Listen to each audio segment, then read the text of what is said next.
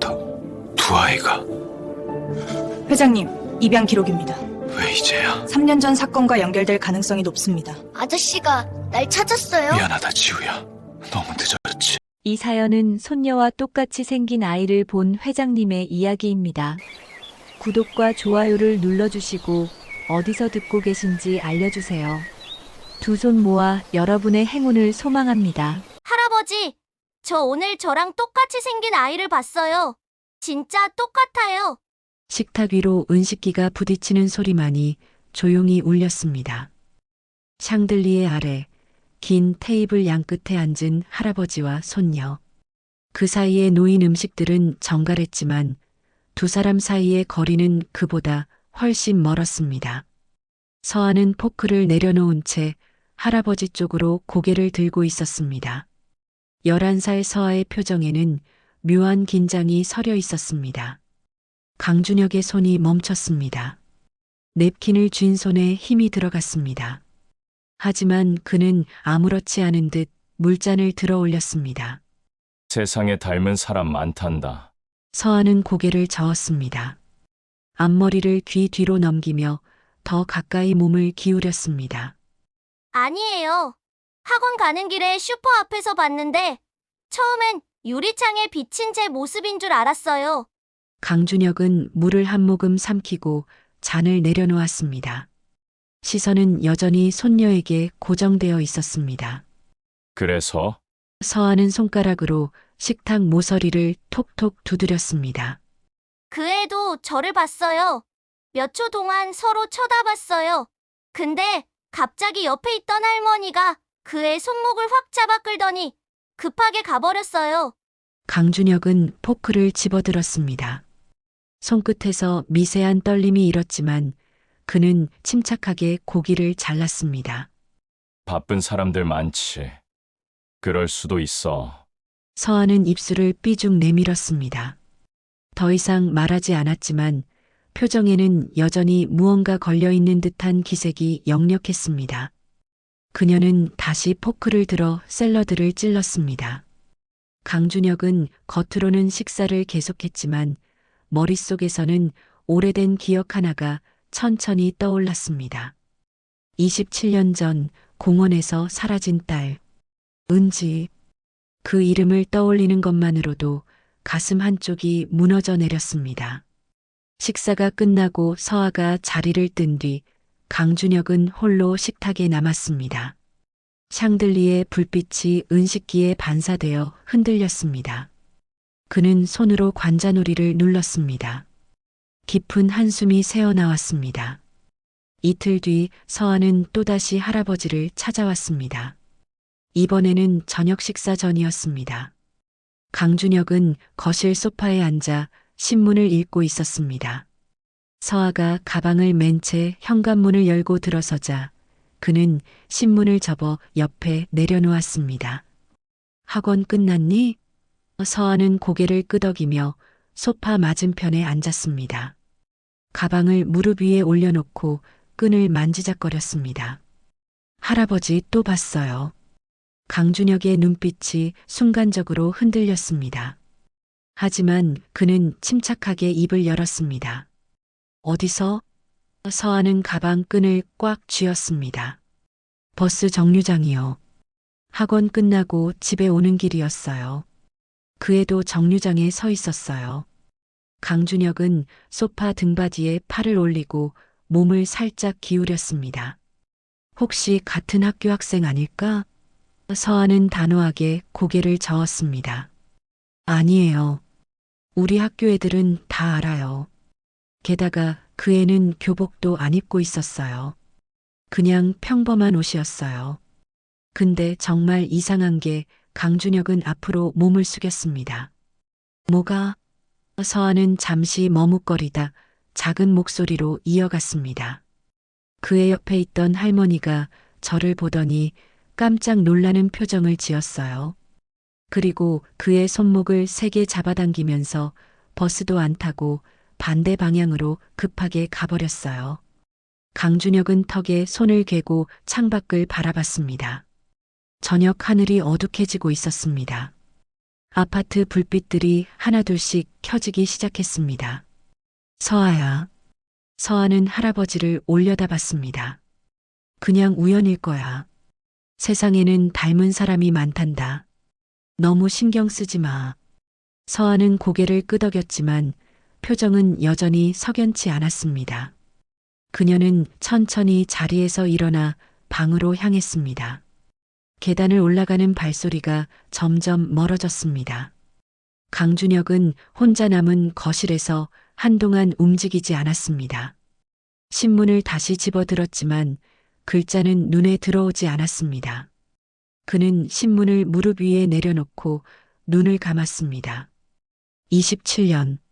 그 숫자가 무겁게 가슴을 짓눌렀습니다. 사흘 후 서아는 세 번째로 그 아이를 목격했습니다. 이번에는 작은 공원 근처였습니다. 학원에서 집으로 오는 길에 잠깐 들른 문구점 앞이었습니다. 서아는 공책을 사러 들어가려다 우연히 길 건너편을 보았습니다. 그 아이가 있었습니다. 벤치에 앉아 주먹밥을 먹고 있었습니다. 옆에는 똑같은 할머니가 앉아 있었습니다. 서아는 발걸음을 멈추고 그쪽을 빤히 쳐다봤습니다. 아이도 고개를 들었습니다. 두 사람의 시선이 마주쳤습니다. 서아는 숨이 막히는 것 같았습니다. 거울을 보는 것 같았습니다. 눈 모양, 코, 인매, 심지어 머리를 묶은 방식까지 비슷했습니다. 할머니가 그것을 알아챘습니다. 고개를 돌려 서아를 보더니 황급히 아이의 손목을 잡아 일으켰습니다. 아이는 주먹밥을 떨어뜨릴 뻔하며 뒤를 돌아봤습니다. 서아와 아이는 계속 서로를 바라봤습니다. 하지만 할머니는 아이를 데리고 빠르게 골목 안으로 사라졌습니다. 서아는 그 자리에 한동안 서 있었습니다. 가슴이 두근거렸습니다. 손바닥에 땀이 났습니다.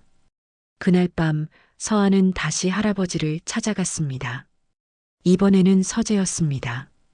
강준혁은 두꺼운 책상 뒤에 앉아 서류를 검토하고 있었습니다. 문이 살짝 열리는 소리에 고개를 들자 서아가 망설이며 안으로 들어섰습니다. 할아버지 강준혁은 만년필을 내려놓았습니다. 서아의 목소리에는 확신이 섞여 있었습니다. 또 봤어요. 이번엔 정말 가까이에서 봤어요. 강준혁은 의자 등받이에 몸을 기댔습니다. 손가락으로 팔걸이를 천천히 두드렸습니다. 어디서? 서아는 책상 앞으로 다가와 두 손으로 책상 모서리를 잡았습니다. 문구점 앞이요. 그 애가 공원 벤치에 앉아 있었어요. 저를 봤어요. 그 애도 놀란 것 같았어요. 강준혁은 서아의 얼굴을 찬찬히 들여다봤습니다. 손녀의 눈에는 두려움과 호기심이 뒤섞여 있었습니다. 서아야, 그냥 닮은 아이일 뿐이야. 세상에는 우연이 많단다. 서아는 고개를 저었습니다. 목소리가 떨렸습니다. 아니에요. 단순히 닮은 게 아니에요.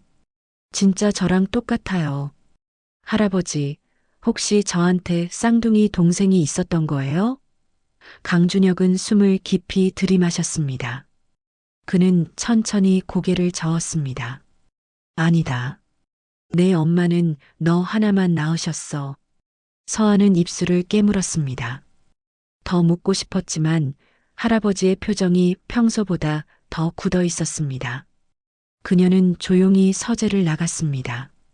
문이 닫힌 후 강준혁은 한동안 창밖을 응시했습니다. 저 멀리 아파트 단지 사이로 작은 공원이 보였습니다. 그네가 바람에 흔들리고 있었습니다. 그는 책상 서랍을 열었습니다. 가장 안쪽 낡은 가죽 파일 속에서 한 장의 사진을 꺼냈습니다. 색이 바랜 사진 속에는 어린 여자아이가 그네를 타며 웃고 있었습니다. 웃을 때 눈이 초승달처럼 휘어지는 모습, 앞니 사이에 살짝 벌어진 틈. 강준혁은 사진을 오래 들여다보았습니다. 손가락 끝이 미세하게 떨렸습니다. 그는 사진을 다시 파일 속에 넣고 서랍을 닫았습니다. 하지만 마음속에서는 무언가가 흔들리기 시작했습니다. 다음 날 아침 강준혁은 비서실장을 불렀습니다. 비서는 태블릿을 들고 회장실로 들어왔습니다. 강준혁은 창가에 서서 도시 풍경을 내려다보고 있었습니다. 학원가 주변을 조사해봐. 특히 버스 정류장과 작은 공원 근처. 비서는 고개를 들었습니다. 의아한 표정이었습니다. 무엇을 조사하면 될까요? 강준혁은 창밖을 바라본 채 입을 열었습니다. 노인 한 명과 아이 한 명. 자주 목격된다는 보고를 받았어. 누구인지 확인하고 싶어. 비서는 태블릿에 메모를 입력했습니다. 알겠습니다. 며칠 정도 소요될 것 같습니다. 강준혁은 고개를 끄덕였습니다.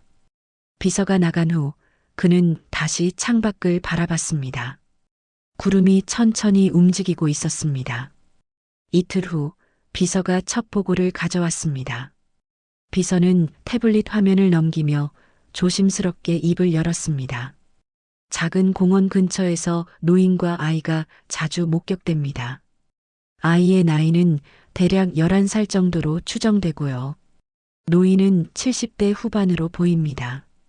강준혁은 책상에 앉아 보고서를 받아들었습니다. 더 자세한 정보는? 비서는 고개를 저었습니다. 아직 신원은 파악하지 못했습니다. 다만 매일 같은 시간대에 그 공원 근처에 나타난다고 합니다. 강준혁은 보고서를 내려놓고 시계를 확인했습니다. 오후 3시 반이었습니다. 차 준비해. 비서는 눈을 크게 떴습니다. 회장님께서 직접 가시겠다는 말씀이십니까? 강준혁은 대답 대신 자리에서 일어났습니다. 재킷을 집어들고 문 쪽으로 향했습니다. 공원은 생각보다 작았습니다. 낡은 그네 2개와 미끄럼틀 하나, 벤치 몇 개가 전부였습니다. 주변에는 오래된 아파트 단지가 둘러싸고 있었습니다. 강준혁은 검은색 세단 안에서 창밖을 내다봤습니다. 운전기사는 시동을 끈 채 조용히 대기하고 있었습니다. 오후 4시, 해가 기울기 시작할 무렵 한 노인이 아이의 손을 잡고 공원으로 들어왔습니다. 강준혁의 시선이 그 아이에게 고정됐습니다. 심장이 2번 크게 뛰었습니다. 아이는 서아와 같은 키, 같은 체구였습니다. 머리를 묶은 방식도 비슷했습니다. 하지만 옷차림은 달랐습니다. 빛바랜 점퍼와 헐렁한 바지, 신발은 낡아서 한쪽 끈이 풀어져 있었습니다. 노인은 아이를 벤치에 앉히고 낡은 청가방에서 무언가를 꺼냈습니다. 작은 주먹밥이었습니다. 김으로 대충 싼 주먹밥. 아이는 2 손으로 받아들고 조심스럽게 한 입 베어 물었습니다. 강준혁은 숨을 멈추고 아이를 지켜봤습니다. 아이가 주먹밥을 씹으며 고개를 들었습니다. 그 순간 강준혁의 온몸이 굳었습니다. 웃는 모습, 눈이 초승달처럼 휘어지는 모습, 앞니 사이에 살짝 벌어진 틈. 아이가 머리카락을 귀 뒤로 넘기며 고개를 살짝 젖혔습니다. 그 버릇, 그 각도, 그 손동작, 모든 것이 똑같았습니다. 아니, 똑같은 게 아니었습니다. 27년 전 그 공원 그네에서 웃던 딸 은지, 그 모습 그대로였습니다. 강준혁은 차 문에 손을 얹었습니다. 손끝이 떨렸습니다. 가슴이 터질 것 같았습니다. 그는 문을 열려다 멈췄습니다. 운전기사가 룸미러로 회장을 쳐다봤습니다. 회장님, 괜찮으십니까? 강준혁은 대답하지 않았습니다. 그는 그저 창밖을 응시했습니다. 아이는 여전히 주먹밥을 먹고 있었습니다. 노인은 아이의 어깨에 손을 얹고 무언가를 속삭였습니다. 강준혁은 한 걸음 내디뎠습니다. 차에서 내려 공원 쪽으로 천천히 걸어갔습니다. 구두 밑창이 포장도로를 밟는 소리가 규칙적으로 울렸습니다. 그가 벤치 근처 몇 미터 앞까지 다가서자 노인이 고개를 들었습니다. 경계하는 눈빛이었습니다. 주름진 얼굴에 불안한 기색이 역력했습니다. 강준혁은 멈춰섰습니다. 시선은 여전히 아이에게 향해 있었습니다. 아이도 고개를 들어 강준혁을 쳐다봤습니다. 주먹밥을 든 손이 공중에 멈췄습니다. 두 사람의 시선이 몇 초간 공중에서 얽혔습니다. 강준혁의 입술이 떨렸습니다. 무언가 말하려 했지만 목소리가 나오지 않았습니다. 노인이 황급히 일어섰습니다. 아이의 손목을 잡아 일으키며 뒤로 물러섰습니다. 가자. 노인의 목소리는 낮고 급했습니다. 아이는 주먹밥을 움켜쥔 채 할머니를 따라 공원을 빠져나갔습니다. 강준혁은 그 모습을 그대로 지켜봤습니다. 두 사람이 골목 모퉁이를 돌아 사라질 때까지 강준혁은 벤치에 천천히 앉았습니다. 다리에 힘이 풀렸습니다. 그는 두 손으로 얼굴을 감쌌습니다. 숨이 거칠게 새어나왔습니다. 27년 동안 매일 밤 꿈에서 봤던 얼굴. 그 얼굴이 지금 이곳에 살아 있었습니다. 차 안으로 돌아온 강준혁은 한동안 말이 없었습니다. 운전기사는 감히 말을 꺼내지 못하고 앞만 바라봤습니다. 강준혁은 떨리는 손으로 주머니에서 사진을 꺼냈습니다. 27년 전 은지의 사진, 그리고 방금 본 그 아이의 얼굴. 겹쳤습니다. 완벽하게 겹쳤습니다. 그는 눈을 감았습니다. 가슴속 어딘가에서 무너져 내리는 소리가 들렸습니다. 동시에 27년 동안 꺼지지 않았던 불씨 하나가 다시 타오르기 시작했습니다. 비서실장한테 연락해. 운전기사는 긴장한 목소리로 입을 열었습니다. 예, 회장님. 강준혁은 창밖을 바라보며 낮고 단호하게 지시했습니다. 저 아이와 노인, 모든 기록을 조사하라고 전해. 이름, 주소, 가족관계, 전부. 조용히 그리고 빠르게. 그날 밤 강준혁은 서재에 홀로 앉아 있었습니다. 창밖으로 도시의 불빛이 흐릿하게 번졌습니다. 책상 위에는 은지의 사진이 놓여 있었습니다. 그는 사진을 손으로 쓰다듬었습니다. 이건 우연이 아니야. 그의 목소리는 낮고 떨렸습니다. 27년 동안 품어온 질문들이 하나둘씩 수면 위로 떠올랐습니다. 은지는 어디로 간 걸까? 무슨 일이 있었던 걸까? 그리고 저 아이는 대체 누구인가? 강준혁은 사진을 가슴에 안았습니다. 눈을 감았습니다. 어둠 속에서 27년 전 그날이 천천히 되살아나기 시작했습니다. 공원, 그네, 은지의 웃음소리, 그리고 그 모든 것이 사라진 순간 그는 눈을 떴습니다. 창밖 어둠을 똑바로 응시했습니다. 이번에는 놓치지 않을 거야. 끝까지 확인할 거야. 강준혁의 손이 책상 위 전화기로 향했습니다. 하지만 수화기를 들기 직전 그는 멈췄습니다. 심호흡을 했습니다. 그리고 천천히 손을 내렸습니다. 내일부터 시작하자. 조용히 확실하게. 밤은 깊어갔습니다. 서재의 불빛만이 외롭게 켜져 있었습니다. 강준혁은 침대 가장자리에 앉아 있었습니다. 시계는 새벽 3시를 가리키고 있었습니다. 잠이 오지 않았습니다. 아니, 잠들 수가 없었습니다. 눈을 감으면 그 아이의 얼굴이 떠올랐습니다. 그리고 그 얼굴 뒤로 27년 전 그날이 선명하게 되살아났습니다. 그는 천천히 일어나 서재로 향했습니다. 맨발로 차가운 복도를 걸었습니다. 서재 문을 열고 불을 켰습니다. 책상 서랍을 열어 그 사진을 다시 꺼냈습니다. 은지, 6살이었습니다. 강준혁은 사진을 들고 창가로 갔습니다. 창밖 도시는 여전히 잠들지 않고 있었습니다. 그는 눈을 감았습니다. 그리고 그날로 돌아갔습니다. 27년 전 그날은 토요일이었습니다. 4월 중순, 봄볕이 따스했습니다. 벚꽃이 막 지기 시작하던 때였습니다. 강준혁은 당시 40살이었습니다. 회사는 승승장구하고 있었습니다. 아내는 집에서 은지를 돌보고 있었습니다. 모든 것이 완벽해 보였습니다. 그날 아침 은지가 식탁에서 우유를 쏟았습니다. 흰 우유가 테이블볼을 적시며 바닥으로 떨어졌습니다. 은지는 깜짝 놀라 컵을 떨어뜨렸습니다. 유리 조각이 바닥에 흩어졌습니다. 아내가 황급히 행주를 들고 달려왔습니다. 은지야, 조심해야지.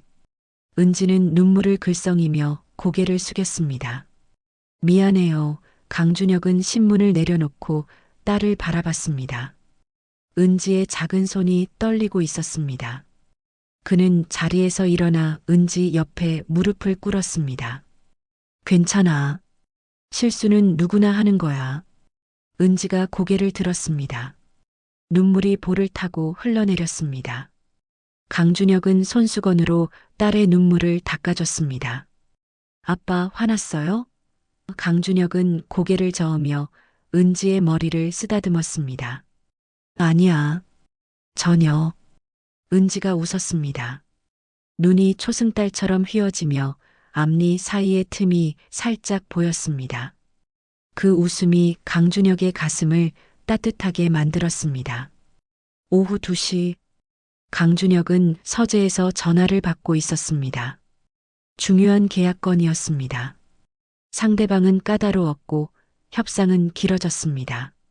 강준혁은 책상 앞에 앉아 서류를 넘기며 통화를 이어갔습니다. 거실에서 은지의 목소리가 들렸습니다. 엄마, 공원 가고 싶어요. 아내의 목소리가 이어졌습니다. 조금만 기다려. 엄마가 빨래 개고 갈게. 은지는 거실 창가에 서서 밖을 내다봤습니다. 공원 그네가 바람에 흔들리고 있었습니다. 다른 아이들이 뛰어노는 모습이 보였습니다. 아빠랑 가면 안 돼요? 은지가 서재 문을 살짝 열고 안을 들여다봤습니다. 강준혁은 전화기를 귀에 댄 채 손짓으로 밖으로 나가라는 신호를 보냈습니다. 은지는 입술을 삐죽 내밀고 문을 닫았습니다. 통화는 30분 더 이어졌습니다. 오후 3시 반. 아내가 서재 문을 두드렸습니다. 여보, 나 잠깐 마트 다녀올게. 저녁 재료 사야 해. 강준혁은 고개를 끄덕였습니다. 그는 여전히 서류를 검토하고 있었습니다. 은지는 아내가 거실을 돌아보며 입을 열었습니다. 소파에서 그림 그리고 있어. 30분이면 돌아올게. 문이 닫혔습니다. 현관문이 열리고 닫히는 소리가 들렸습니다. 집이 조용해졌습니다. 강준혁은 서류 더미와 씨름하고 있었습니다. 숫자들이 복잡하게 얽혀 있었습니다. 그는 계산기를 두드리며 메모를 적었습니다. 시간이 흘렀습니다. 거실에서 은지의 목소리가 들렸습니다. 아빠, 나 공원 갈게요. 강준혁은 고개를 들지 않고 입을 열었습니다. 엄마 오면 가. 은지는 잠시 침묵했습니다. 금방 다녀올게요. 그네만 타고 올게요. 강준혁은 여전히 서류에 집중하고 있었습니다. 손을 흔들며 대꾸했습니다. 알았어. 조심하고. 현관문이 열리고 닫히는 소리가 들렸습니다. 작은 발걸음 소리가 복도를 지나 계단으로 향했습니다. 강준혁은 계속 일했습니다. 오후 4시 40분. 현관문이 열렸습니다. 아내가 장바구니를 들고 들어왔습니다. 그녀는 거실을 둘러봤습니다. 은지야? 대답이 없었습니다. 아내는 부엌으로 가서 장을 내려놓고 방을 확인했습니다. 은지의 방은 비어 있었습니다. 여보, 은지 어디 갔어? 서재 문이 열렸습니다. 강준혁이 복도로 나왔습니다. 공원 간다고 했는데 아내는 시계를 확인했습니다. 언제? 강준혁은 잠시 생각했습니다. 정확한 시간이 기억나지 않았습니다. 아까 1시간쯤 전 아내의 얼굴이 굳었습니다. 그녀는 현관으로 달려가 신발을 신었습니다. 1시간이나 됐어? 혼자? 강준혁도 따라 나갔습니다. 가슴 한쪽이 불안하게 조였습니다. 두 사람은 공원으로 달렸습니다. 아파트 단지를 가로질러 작은 공원으로 향했습니다. 숨이 가빠졌습니다. 심장이 빠르게 뛰었습니다. 공원이 보였습니다. 그네는 텅 비어 있었습니다. 강준혁은 공원을 가로질러 뛰었습니다. 미끄럼틀 뒤를 확인했습니다. 벤치 주변을 둘러봤습니다. 은지는 어디에도 없었습니다. 아내의 목소리가 공원을 울렸습니다. 은지야. 다른 부모들이 고개를 돌려 그들을 쳐다봤습니다. 강준혁은 주변 사람들에게 다가갔습니다. 여기 6살 여자아이 못 보셨어요? 분홍색 원피스 입고 머리 묶은 아이요. 한 아주머니가 고개를 저었습니다. 아까 1시간 전부터 여기 있었는데 그런 아이는 못 봤어요. 강준혁의 얼굴에서 피가 빠졌습니다. 오후 5시 경찰서. 강준혁과 아내는 실종 신고를 접수했습니다. 경찰관은 침착하게 정보를 받아 적었습니다. 이름이. 강준혁의 목소리가 떨렸습니다. 강은지. 6살. 경찰관은 고개를 끄덕이며 키보드를 두드렸습니다. 특이사항은? 아내가 떨리는 손으로 은지의 사진을 꺼냈습니다. 앞니 사이에 틈이 있어요. 그리고 웃을 때 눈이 초승달처럼 휘어져요. 경찰관은 사진을 받아들었습니다. 사진 속 은지는 그네를 타며 환하게 웃고 있었습니다. CCTV 확인해 볼게요. 보통 이런 경우 멀리 가지 않습니다. 곧 찾을 겁니다. 하지만 경찰관의 말과 달리 은지는 나타나지 않았습니다. 저녁 6시. 아파트 단지 전체가 발칵 뒤집혔습니다. 경찰이 도착했습니다. 수색견이 투입됐습니다. 주민들이 자발적으로 수색에 참여했습니다. 강준혁은 확성기를 들고 단지를 돌며 은지의 이름을 불렀습니다. 은지야, 아빠야, 어디 있니? 목소리가 쉬었습니다. 목이 갈라졌습니다. 하지만 멈출 수 없었습니다. 아내는 놀이터 벤치에 주저앉아 울고 있었습니다. 이웃 아주머니들이 그녀를 위로했습니다. 밤이 왔습니다. 형광등 아래서 강준혁은 전단지를 붙이고 있었습니다. 테이프를 찢는 소리, 종이가 벽에 붙는 소리, 은지의 얼굴이 담긴 전단지가 전신주마다 벽마다 붙어갔습니다. 실종 아동 찾습니다. 손가락이 얼어붙었습니다. 입김이 하얗게 피어올랐습니다. 사람들이 그를 지나쳤습니다.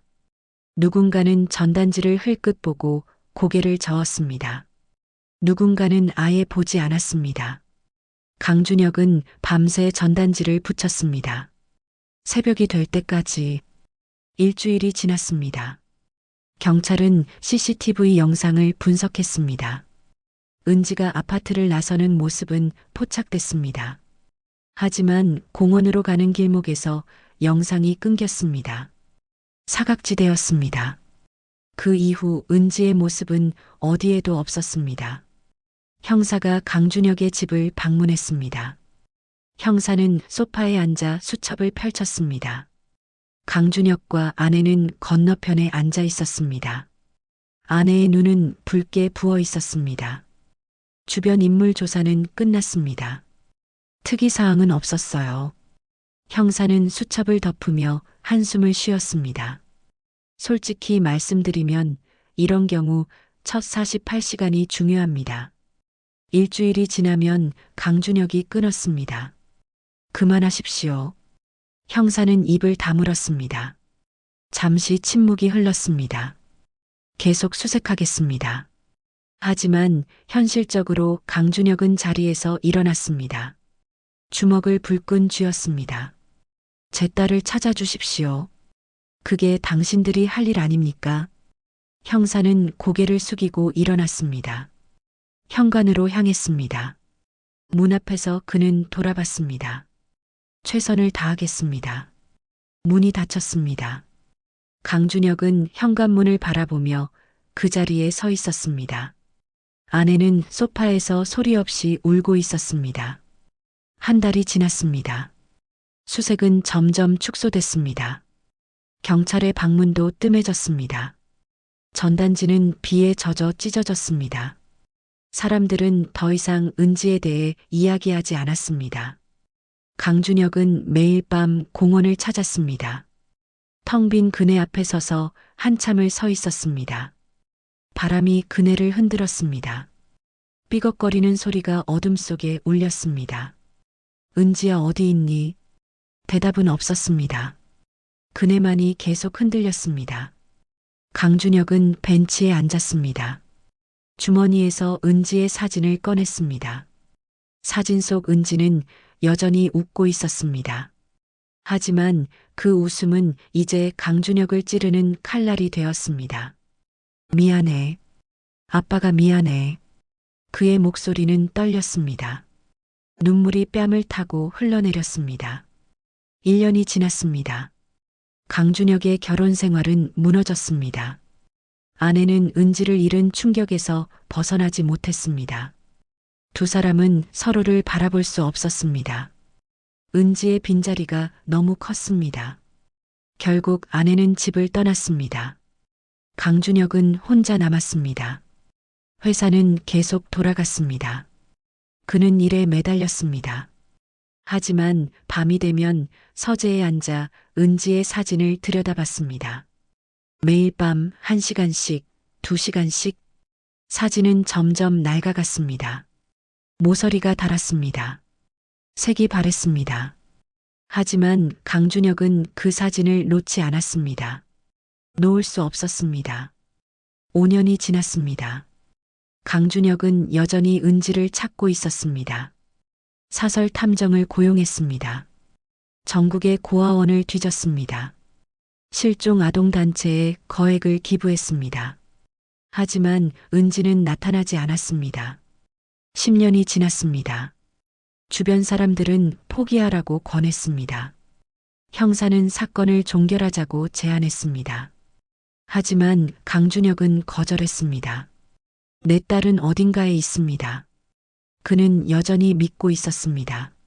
아니, 믿어야만 했습니다. 27년이 지났습니다. 현재 강준혁은 70이 다 되었습니다. 은지는 33이 되었을 것입니다.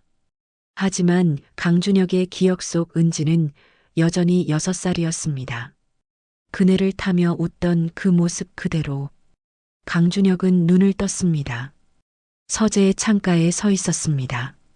손에는 은지의 사진이 들려 있었습니다. 새벽 5시 하늘이 서서히 밝아오고 있었습니다. 그는 사진을 가슴에 안았습니다. 목소리가 흘러나왔습니다.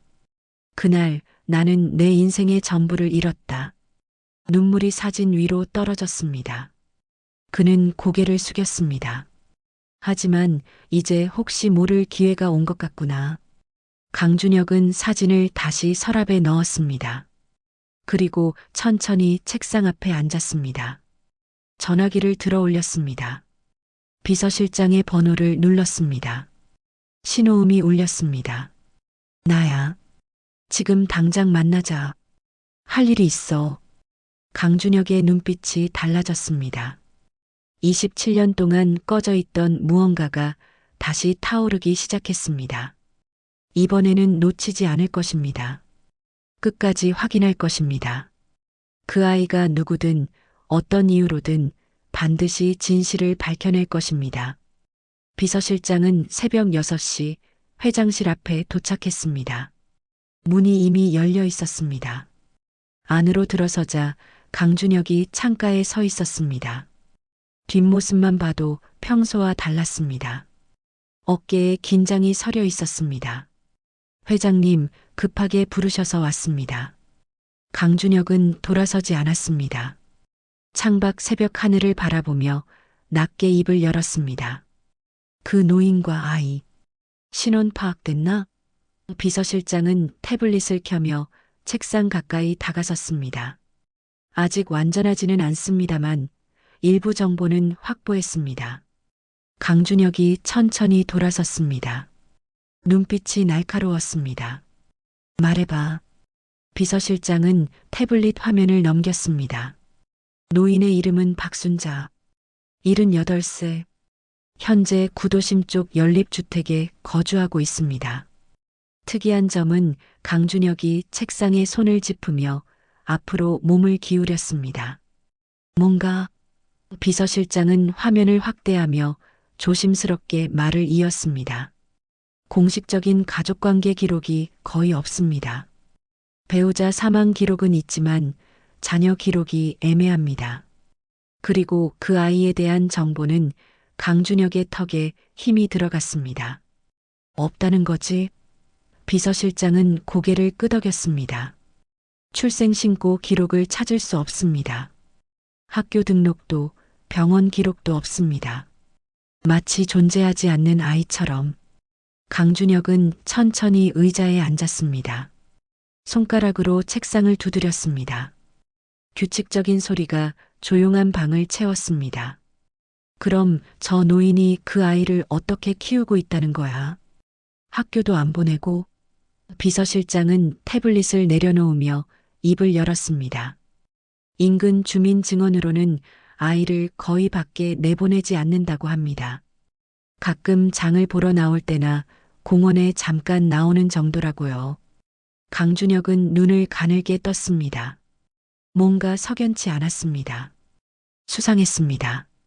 더 저 노인의 과거 행적, 이사 기록, 모든 것. 그리고 그 아이가 언제부터 저 노인과 함께 있었는지 확인해. 비서실장은 태블릿에 메모하며 고개를 숙였습니다. 알겠습니다. 며칠 더 시간을 주시면 강준혁이 손을 들어 막았습니다. 이틀 안에 모든 결과를 보고해. 비서실장은 잠시 망설이다 입을 열었습니다. 최선을 다하겠습니다. 그날 오후 강준혁은 직접 움직이기 시작했습니다. 검은색 세단이 구도심 골목길에 멈춰 섰습니다. 오래된 연립주택들이 빼곡히 들어선 동네였습니다. 골목은 좁았고 벽은 퇴색했으며 빨랫줄에 걸린 옷들이 바람에 흔들렸습니다. 강준혁은 차에서 내렸습니다. 운전기사가 따라 내리려 하자 손짓으로 제지했습니다. 여기서 대기해. 그는 혼자 골목 안으로 걸어 들어갔습니다. 구두 소리가 시멘트 바닥을 울렸습니다. 몇몇 할머니들이 골목 입구에 앉아 그를 쳐다봤습니다. 이곳에 어울리지 않는 옷차림이었습니다. 강준혁은 비서가 보내온 주소를 확인했습니다. 연립주택 2층. 녹슨 철제 계단을 올라가니 페인트가 벗겨진 문이 보였습니다. 문패에는 박순자라고 희미하게 적혀 있었습니다. 그는 멈춰 섰습니다. 문 안에서 아무 소리도 들리지 않았습니다. 손을 들어 문을 두드리려다 멈췄습니다. 아직은 아니다. 더 지켜봐야 한다. 그는 계단을 내려와 골목 모퉁이에 섰습니다. 담벼락에 기대어 그 집을 관찰했습니다. 1시간쯤 지났을까? 연립주택 문이 열렸습니다. 노인이 아이의 손을 잡고 나왔습니다. 아이는 여전히 낡은 옷을 입고 있었습니다. 노인은 주변을 경계하듯 두리번거렸습니다. 강준혁은 담벼락 뒤로 몸을 숨겼습니다. 노인과 아이는 골목을 빠져나가 시장 쪽으로 향했습니다. 강준혁은 적당한 거리를 두고 뒤를 따랐습니다. 시장은 복잡했습니다. 사람들이 북적였습니다. 생선 굽는 냄새, 김치 냄새, 과일 냄새가 뒤섞였습니다. 노인은 채소 가게 앞에 멈춰 섰습니다. 무 얼마예요? 가게 주인이 입을 열었습니다. 하나에 1,000원. 노인은 주머니를 뒤적였습니다. 동전 몇 개를 꺼내 세어봤습니다. 표정이 어두워졌습니다. 노인은 물을 도로 내려놓았습니다. 다음에 올게요. 아이는 노인의 손을 잡고 조용히 서 있었습니다. 표정 변화가 없었습니다. 익숙한 듯 했습니다. 강준혁은 멀찍이 서서 그 모습을 지켜봤습니다. 가슴 한쪽이 무겁게 조였습니다. 노인과 아이는 시장을 천천히 걸었습니다. 몇 군데 가게를 더 둘러봤지만 결국 아무것도 사지 못했습니다. 노인은 한숨을 쉬며 아이의 손을 더 꽉 잡았습니다. 집에 가자. 두 사람은 다시 골목으로 돌아갔습니다. 강준혁은 그들이 연립주택으로 들어가는 것을 확인한 후 차로 돌아왔습니다. 다음 날 오후 강준혁은 다시 그 동네를 찾았습니다. 이번에는 작은 공원 근처였습니다. 노인과 아이가 벤치에 앉아 있었습니다. 노인은 청가방에서 뭔가를 꺼냈습니다. 빵 한 조각이었습니다. 아이에게 건넸습니다. 아이는 두 손으로 받아 조심스럽게 먹었습니다. 한 입 한 입 천천히 빵 부스러기가 떨어지지 않도록 조심하며 강준혁은 공원 입구 나무 뒤에 서서 지켜봤습니다. 아이의 옆모습이 보였습니다. 머리를 묶은 방식, 앉은 자세, 빵을 먹는 모습, 모든 것이 은지를 떠올리게 했습니다. 노인이 갑자기 고개를 돌렸습니다. 강준혁 쪽을 향해 눈이 마주쳤습니다. 노인의 얼굴에 경계심이 스쳤습니다. 강준혁은 나무 뒤에서 나와 천천히 걸었습니다. 공원 안으로 들어갔습니다. 벤치 쪽으로 다가갔습니다. 노인은 아이를 자기 뒤로 살짝 가렸습니다. 손에 힘이 들어갔습니다. 강준혁은 몇 발자국 떨어진 곳에 멈춰 섰습니다. 두 사람을 내려다봤습니다. 안녕하십니까? 노인은 대답하지 않았습니다. 눈빛만 더 날카로워졌습니다. 강준혁은 침착하게 말을 이었습니다. 혹시 잠깐 이야기 좀 나눌 수 있을까요? 노인이 드디어 입을 열었습니다. 목소리는 거칠고 낮았습니다. 무슨 일이세요? 강준혁은 아이를 힐끗 봤습니다. 아이는 빵을 든 채 그를 쳐다보고 있었습니다. 눈동자가 맑았습니다. 은지와 닮았습니다. 너무 닮았습니다. 이 아이가 손녀분이신가요? 노인의 얼굴이 굳었습니다. 잠시 침묵이 흘렀습니다. 바람이 나뭇잎을 흔들었습니다. 그렇소. 내 손녀요. 왜 묻소? 강준혁은 노인의 눈을 똑바로 봤습니다. 거짓말을 하는 사람의 눈은 흔들립니다. 노인의 눈도 미세하게 흔들렸습니다. 이름이 뭔가요? 노인은 잠시 망설였습니다. 너무 오래 망설였습니다. 민지. 강준혁은 고개를 끄덕였습니다. 하지만 확신했습니다. 거짓말이다. 성함은요? 노인은 입술을 꽉 다물었습니다. 대답하지 않았습니다. 강준혁은 한 걸음 더 다가섰습니다. 학교는 어디 다니나요? 노인은 벌떡 일어섰습니다. 아이의 손목을 잡아 일으켰습니다. 무슨 상관이요? 당신이 누군데 이래라 저래라 하는 거요.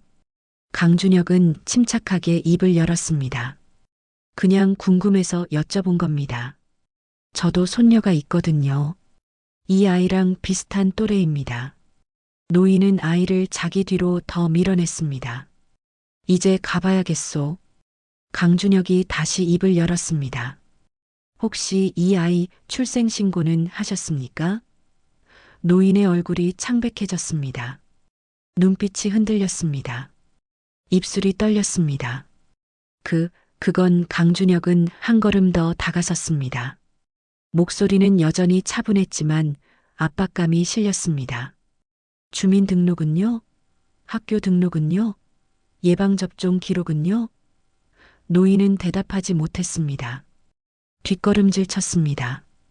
당신 대체 누구요? 강준혁은 명함을 꺼냈습니다. 노인에게 건넸습니다. 저는 강준혁입니다. 이 아이에 대해 알고 싶은 게 있습니다. 노인은 명함을 받아들었습니다. 눈으로 빠르게 훑었습니다. 얼굴이 더 굳어졌습니다. 재벌 회장? 강준혁은 고개를 끄덕였습니다. 노인은 명함을 바닥에 떨어뜨렸습니다. 아이의 손목을 세게 잡아당겼습니다. 우리랑 상관없소. 가겠소. 두 사람은 급히 공원을 빠져나갔습니다. 아이는 뒤를 돌아보며 강준혁을 쳐다봤습니다. 그 눈빛. 강준혁은 그 눈빛을 잊을 수 없었습니다. 혼란과 두려움, 그리고 뭔가 알 수 없는 간절함. 그날 밤 강준혁은 비서실장을 다시 불렀습니다. 비서실장은 회장실로 들어와 책상 앞에 섰습니다. 강준혁은 창가에 서서 야경을 바라보고 있었습니다. 오늘 저 노인을 직접 만났어. 비서실장은 긴장한 표정으로 입을 열었습니다. 그래서 어떻게 되셨습니까? 강준혁은 천천히 돌아섰습니다. 거짓말을 하고 있어. 저 아이는 저 노인의 친손녀가 아니야. 비서실장은 태블릿을 켜며 고개를 기울였습니다. 어떻게 확신하십니까? 강준혁은 책상에 손을 짚으며 낮게 입을 열었습니다. 아이 이름을 묻는데 3초나 망설였어.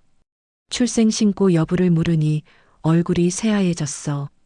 그리고 내 명함을 보자마자 도망쳤어.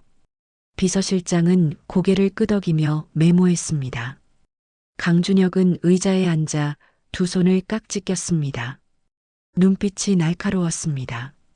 저 노인과 아이의 모든 기록을 조사해. 과거 10년 아니 20년치. 이사 기록, 병원 기록, 은행 거래 내역, 모든 것. 그리고 그는 잠시 멈췄다가 천천히 말을 이었습니다. 저 아이의 DNA를 채취할 방법을 찾아봐. 비서실장은 눈을 크게 떴습니다. DNA요?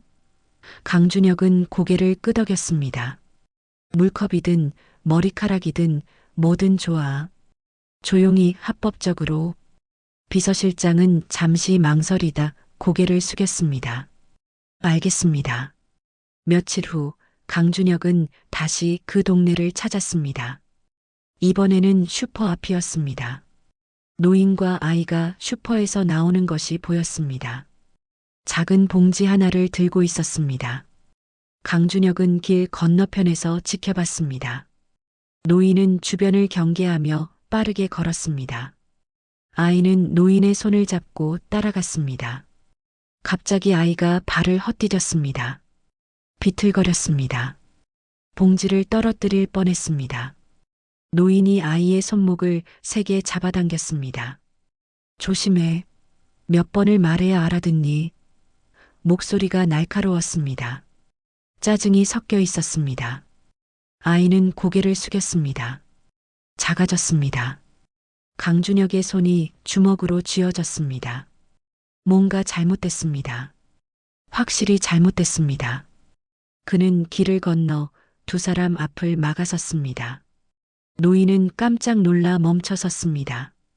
또 당신이요? 강준혁은 아이를 내려다봤습니다.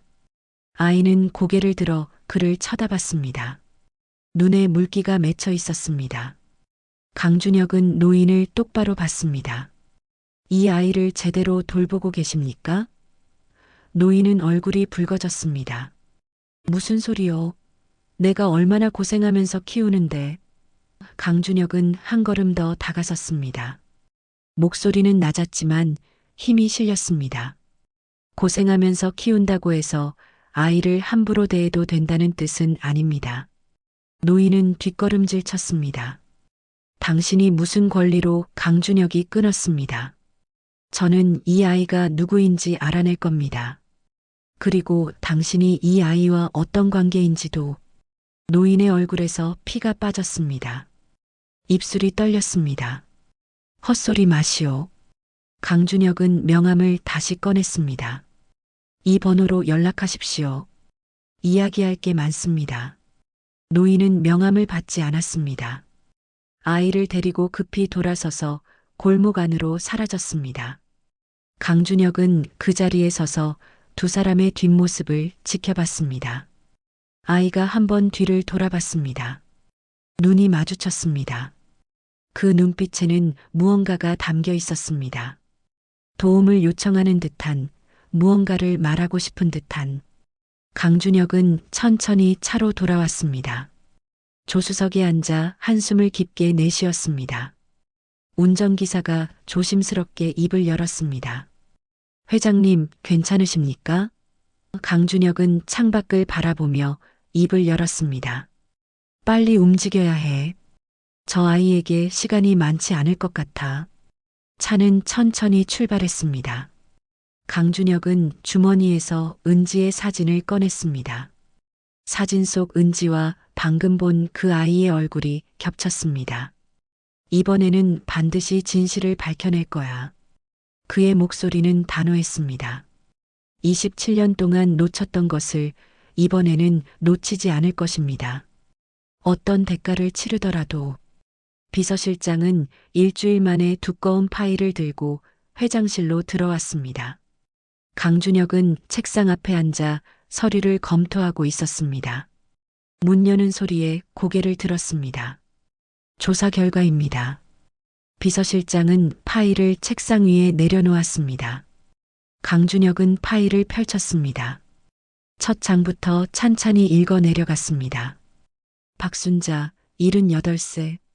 남편은 15년 전 사망. 자녀 기록은 비서실장이 다음 페이지를 넘기며 입을 열었습니다. 딸 하나 있었다고 주장합니다. 하지만 공식 기록에는 자녀가 없습니다. 강준혁은 눈을 가늘게 떴습니다. 손가락으로 페이지를 짚었습니다. 자녀가 없다고? 비서실장은 고개를 끄덕였습니다. 출생신고 기록이 없습니다. 주민등록에도 딸이 등재된 적이 없습니다. 강준혁은 다음 페이지를 넘겼습니다. 아이에 대한 정보였습니다. 아니, 정보가 없다는 것이 정보였습니다. 그럼 그 아이는? 비서실장은 한숨을 쉬며 태블릿 화면을 켰습니다. 더 심각합니다. 아이의 출생신고 기록이 전혀 없습니다. 주민등록번호도 없습니다. 강준혁은 책상에 손을 짚고 앞으로 몸을 기울였습니다. 학교는? 유치원은? 비서실장은 고개를 저었습니다. 어디에도 등록된 적이 없습니다. 병원 기록도 마찬가지입니다. 예방접종 기록, 건강검진 기록, 아무것도 없습니다. 강준혁의 얼굴이 굳었습니다. 손이 주먹으로 쥐어졌습니다. 그럼 그 아이는 지난 10년 동안 아무런 공식 기록 없이 살아왔다는 거야? 비서실장은 침을 삼키며 입을 열었습니다. 그렇습니다. 마치 존재하지 않는 아이처럼. 강준혁은 의자 등받이에 몸을 기댔습니다. 눈을 감았습니다. 깊은 한숨이 새어나왔습니다. 계속해봐. 비서실장은 다음 페이지를 넘겼습니다. 노인의 과거 행적을 추적했습니다. 10년 전 현재 거주지로 이사 왔습니다. 그 전에는 경기도 외곽 지역에 살았습니다. 강준혁은 눈을 떴습니다. 10년 전? 비서실장은 고개를 끄덕이며 지도를 펼쳤습니다. 여기입니다. 작은 농촌 마을이었습니다. 하지만 그 마을 주민들에게 문의한 결과 박순자라는 사람을 기억하는 이가 거의 없었습니다. 강준혁은 지도를 들여다봤습니다. 손가락으로 그 지점을 짚었습니다. 거의 없다는 건 누군가는 기억한다는 거지. 비서실장은 태블릿을 확대하며 보고를 이었습니다. 한 명이 있었습니다. 마을 슈퍼 주인입니다. 박순자가 가끔 장을 보러 왔다고 합니다. 하지만 아이와 함께 온 적은 없다고 합니다. 강준혁의 눈빛이 날카로워졌습니다. 그럼 그 아이는 언제부터 노인과 함께 있었던 거야? 비서실장은 다음 자료를 꺼냈습니다. 정확히는 알 수 없지만 현재 거주지로 이사 온 시점부터로 추정됩니다. 10년 전입니다. 강준혁은 계산기를 두드렸습니다. 아이의 현재 나이는 11살. 10년 전이라면 1살 정도였을 것입니다. 1살짜리 아기를 데리고 이사를 왔다는 거군. 비서실장은 고개를 끄덕였습니다. 강준혁은 파일을 덮었습니다. 손으로 턱을 괴고 창밖을 바라봤습니다. 몇 분간 침묵이 흘렀습니다. DNA는? 비서실장은 작은 봉투를 꺼냈습니다. 아이가 공원 벤치에 앉았던 자리에서 머리카락 2가닥을 채취했습니다. 현재 검사 중입니다. 강준혁은 봉투를 받아들었습니다. 투명한 비닐 안에 가는 머리카락이 들어 있었습니다. 그는 오래 들여다봤습니다. 결과가 나오면 즉시 보고해. 사흘 후 강준혁은 다시 그 동네를 찾았습니다. 이번에는 저녁 무렵이었습니다. 골목에 가로등이 하나둘씩 켜지고 있었습니다. 강준혁은 연립주택 근처 골목 모퉁이에 서 있었습니다. 노인과 아이가 집에서 나왔습니다. 노인은 작은 봉지를 들고 있었습니다. 쓰레기를 버리러 가는 모양이었습니다. 강준혁은 천천히 다가갔습니다. 구두 소리가 조용한 골목에 울렸습니다. 노인이 고개를 돌렸습니다. 강준혁을 보자 얼굴이 굳었습니다. 또 당신이요? 강준혁은 멈춰 섰습니다. 노인과 몇 발자국 거리를 두었습니다. 이야기 좀 하고 싶습니다. 노인은 쓰레기 봉지를 쓰레기통에 던지고 아이를 뒤로 밀어냈습니다. 할 이야기 없소. 강준혁은 주머니에서 서류를 꺼냈습니다. 접힌 종이 몇 장이었습니다. 그럼 이건 뭡니까? 노인은 서류를 쳐다보지도 않았습니다. 그게 뭔데? 강준혁은 서류를 펼쳤습니다. 가로등 불빛 아래서 읽어내려갔습니다. 박순자 씨, 당신은 공식적으로 자녀가 없습니다. 출생신고를 한 딸이 없습니다. 노인의 입술이 떨렸습니다. 그건 강준혁은 다음 페이지를 넘겼습니다. 그리고 이 아이, 출생신고가 없습니다. 주민등록번호가 없습니다. 학교도 병원도 어떤 기록도 없습니다. 노인은 뒷걸음질 쳤습니다. 담벼락에 등이 닿았습니다. 당신이 무슨 권리로 남의 일을 조사하는 거요? 강준혁은 서류를 접어 다시 주머니에 넣었습니다. 목소리는 차분했지만 힘이 실렸습니다. 이 아이는 누구입니까? 노인은 대답하지 않았습니다. 시선을 피했습니다. 강준혁은 한 걸음 더 다가섰습니다. 친손녀가 아니죠? 딸이 없는데 어떻게 손녀가 있습니까? 노인의 얼굴에서 피가 빠졌습니다. 입술이 바르르 떨렸습니다. 네, 내 손녀요. 내가 키웠소. 강준혁은 고개를 저었습니다. 거짓말입니다. 이 아이가 누구인지 말씀하십시오. 노인은 고개를 돌렸습니다. 눈가에 물기가 맺혔습니다. 모르겠소. 그냥 내가 주운 아이요. 강준혁의 심장이 크게 뛰었습니다. 주었다고? 어디서 주었습니까? 노인은 입을 다물었습니다. 더 이상 말하지 않으려는 듯 했습니다. 강준혁은 아이를 내려다봤습니다. 아이는 노인 뒤에 숨어 조그맣게 서 있었습니다. 고개를 살짝 들어 강준혁을 쳐다봤습니다. 그 눈빛, 두려움과 혼란이 뒤섞인 눈빛. 강준혁은 무릎을 굽혀 아이와 눈높이를 맞췄습니다. 부드럽게 입을 열었습니다. 내 이름이 뭐니? 아이는 입술을 깨물었습니다. 대답하지 않았습니다. 노인이 급히 끼어들었습니다. 민지요. 민지라고 했잖소. 강준혁은 노인을 쳐다보지 않고 계속 아이에게 물었습니다. 학교는 다니니? 아이는 고개를 저었습니다. 작은 목소리가 새어나왔습니다. 안 다녀요. 강준혁의 가슴이 조였습니다. 목소리를 더욱 부드럽게 만들었습니다. 친구는 있니? 아이는 다시 고개를 저었습니다.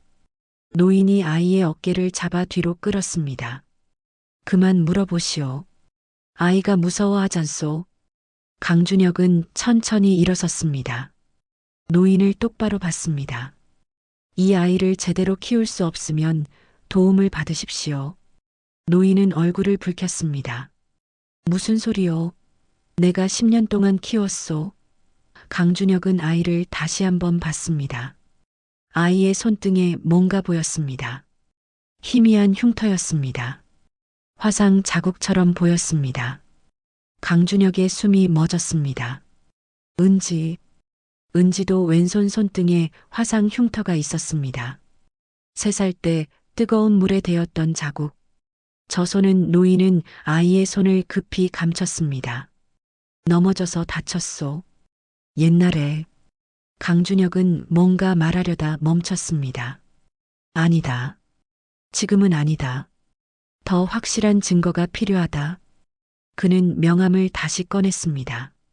노인의 손에 쥐어줬습니다. 생각이 바뀌면 연락하십시오. 이 아이를 위해서라도.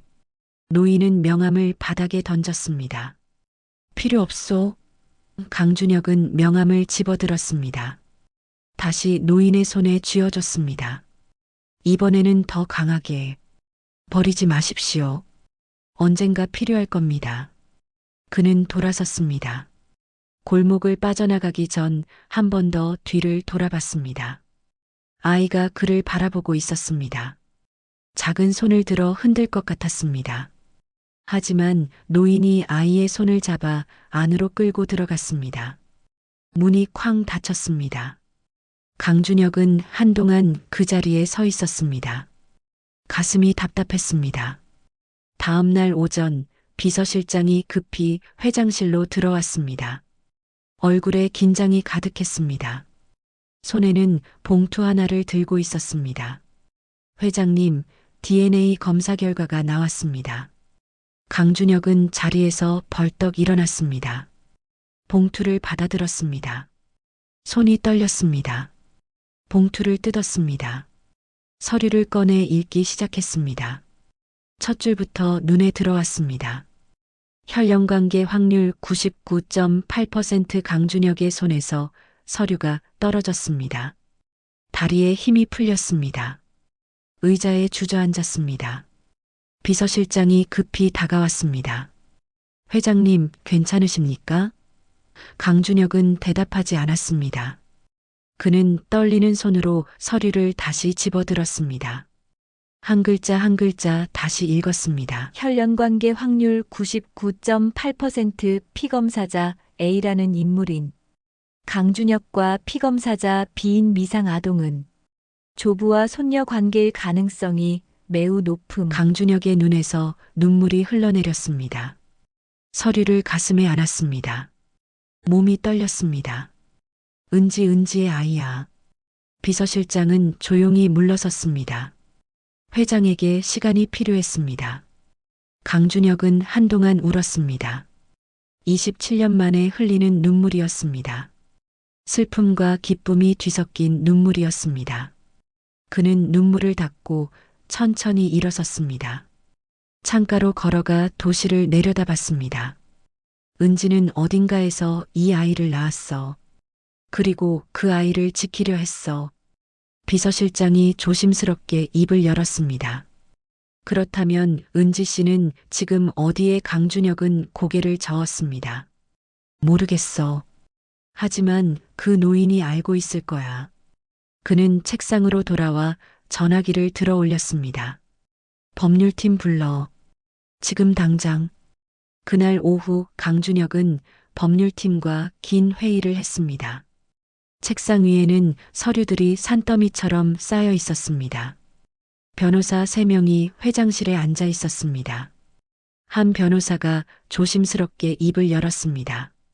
현재 상황으로는 친권 주장이 어렵습니다.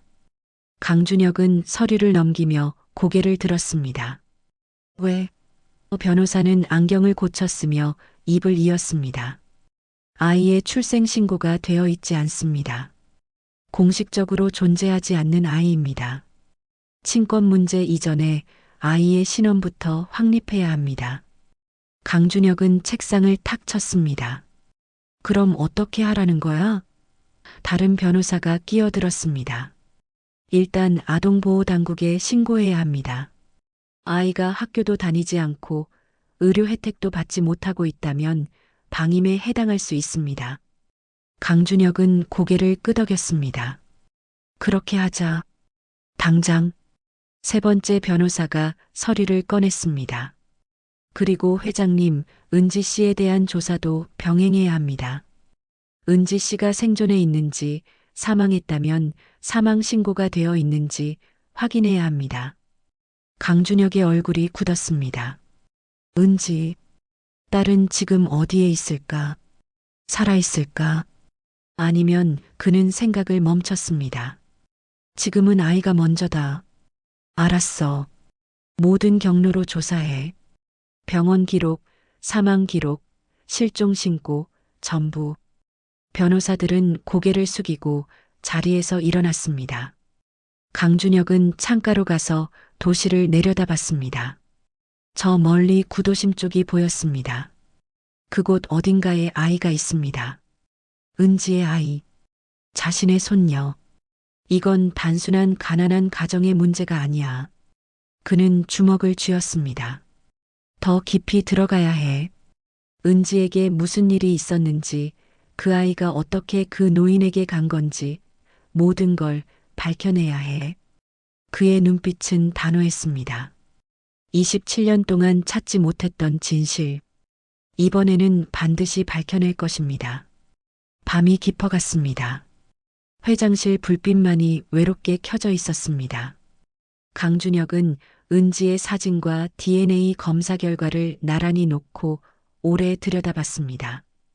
은지야, 내가 남긴 아이를 찾았어. 이제 너를 찾을 차례야. 그의 목소리는 떨렸지만 결연했습니다. 긴 밤이 시작되고 있었습니다. 일주일 후 강준혁은 법률팀과 아동보호당국의 도움을 받아 정식 절차를 밟기 시작했습니다. 하지만 그 전에 그는 노인을 직접 만나기로 결심했습니다.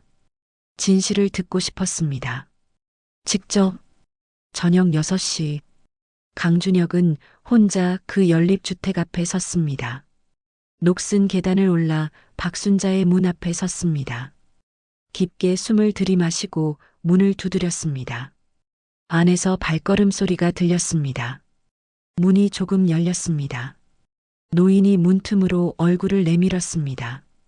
당신 강준혁은 침착하게 입을 열었습니다. 이야기 좀 합시다. 제발. 노인은 잠시 망설였습니다. 문을 더 열까 말까 고민하는 듯 했습니다. 강준혁은 주머니에서 DNA 검사 결과를 꺼냈습니다. 저 아이는 제 손녀입니다. 혈연 검사로 확인했습니다. 노인의 얼굴이 창백해졌습니다. 입술이 떨렸습니다. 문을 잡은 손에 힘이 빠졌습니다. 강준혁은 목소리를 낮췄습니다. 간절함이 묻어났습니다. 부탁입니다. 제 딸에게 무슨 일이 있었는지 알고 싶습니다. 노인은 한참을 서 있다가 천천히 문을 열었습니다. 강준혁은 안으로 들어섰습니다. 집은 좁고 낡았습니다. 벽지는 군데군데 떨어져 있었고 바닥은 삐걱거렸습니다. 작은 거실에는 낡은 소파 하나와 낮은 테이블이 전부였습니다. 노인은 소파에 앉으라는 손짓을 했습니다. 강준혁은 조심스럽게 앉았습니다. 노인은 건너편 방석에 주저앉았습니다. 한참 동안 침묵이 흘렀습니다. 시계 초침 소리만이 조용히 방을 채웠습니다. 노인이 먼저 입을 열었습니다. 목소리는 떨리고 있었습니다. 그 아이는 내 친손녀가 아니오. 강준혁은 숨을 멈췄습니다. 노인의 다음 말을 기다렸습니다. 노인은 거칠게 숨을 내쉬며 계속했습니다. 10년 전이었소. 비가 억수같이 쏟아지던 새벽이었소. 강준혁은 앞으로 몸을 기울였습니다. 한마디도 놓치지 않으려 했습니다. 노인은 눈을 감았습니다. 그날을 떠올리는 듯 했습니다. 새벽 4시쯤이었을 거요. 빗소리에 잠을 깨서 화장실을 가려고 일어났소. 노인의 손이 떨렸습니다. 무릎 위에 올린 손을 꽉 쥐었습니다. 그런데 현관문 밖에서 이상한 소리가 들렸소. 아기 우는 소리 같았소. 강준혁의 심장이 빠르게 뛰기 시작했습니다. 노인은 눈을 떴습니다. 눈가에 물기가 맺혔습니다. 처음엔 귓등으로 들었다 싶었소. 빗소리가 워낙 컸으니까. 근데 계속 들리는 거요. 그래서 문을 열었소. 노인은 말을 멈추고 천장을 올려다봤습니다. 목이 메는 것 같았습니다. 강준혁은 참을 수 없었습니다. 조심스럽게 입을 열었습니다. 그래서요? 노인은 고개를 떨구었습니다. 눈물이 뺨을 타고 흘러내렸습니다. 문 앞에 보따리가 놓여 있었소. 낡은 담요로 싼 보따리. 그 안에서 아기가 울고 있었소. 강준혁의 손이 떨렸습니다. 주먹을 쥐었습니다. 노인은 떨리는 손으로 눈물을 닦았습니다. 비에 흠뻑 젖어 있었소. 아기는 추운지 몸을 떨고 있었소.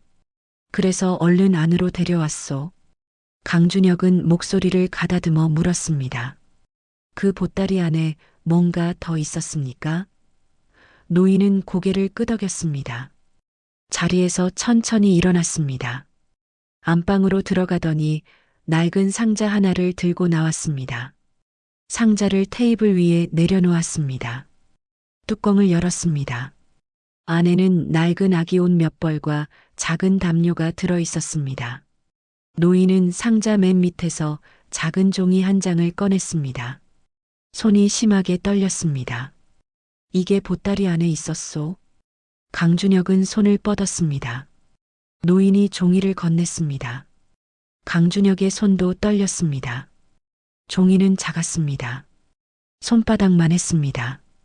비에 젖어번진 글씨가 희미하게 남아 있었습니다.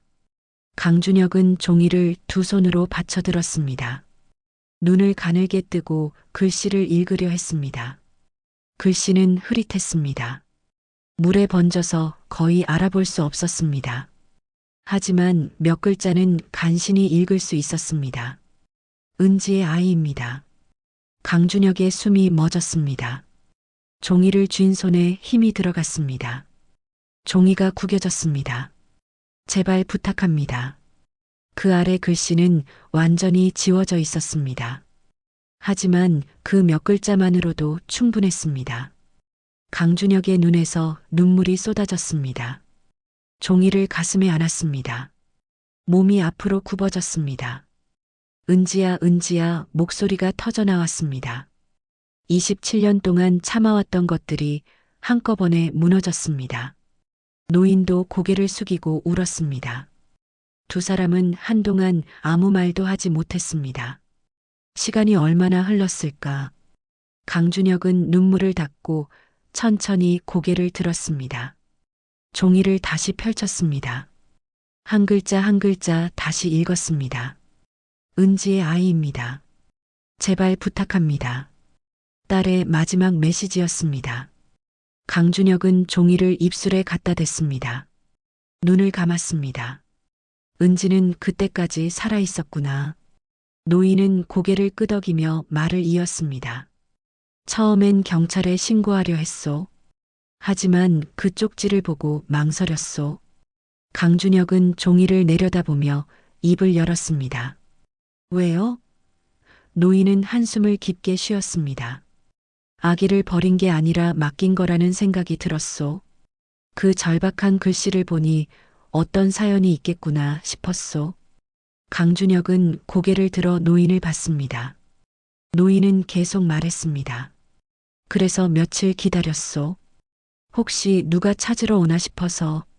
하지만 아무도 오지 않았소. 강준혁의 가슴이 찢어지는 것 같았습니다.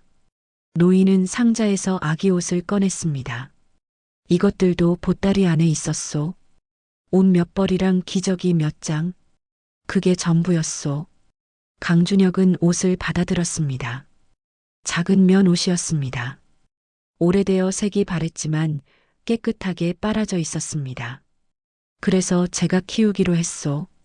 노인의 목소리가 떨렸습니다. 아무한테도 말하지 않고 출생신고도 하지 않고 그냥 조용히 키웠소. 강준혁은 옷을 가슴에 안았습니다. 은지가 마지막으로 딸을 위해 준비한 것들이었습니다. 왜 신고하지 않으셨습니까? 노인은 고개를 저었습니다.